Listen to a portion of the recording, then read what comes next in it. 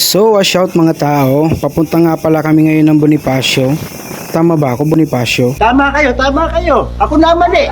Ay, mali talaga ako. Port Bonifacio pala yon. Papunta kami doon ngayon para kunin yung yung pinadala ni Auntie Bebeng. Wash out pala sa'yo, Auntie Bebeng, na rambutan at santol. Ayun. Kaya pala kami pupunta doon. Hindi totoo yan. Bola lang yan.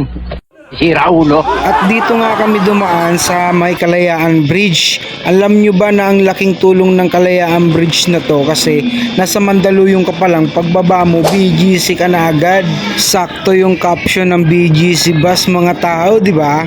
Bahala ka sa buhay Nasa mo. tapat na nga kami ng market. Grabe yung takbo nila ate, paparating na kasi kami. Tsaka ang pogi ko raw kasi.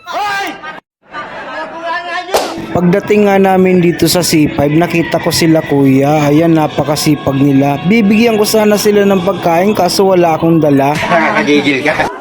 Paliko na nga kami ng Bayani Road dyan mga tao. Tingnan nyo. Oy, taga-video, ayusin mo naman yung caption, puro likod ko.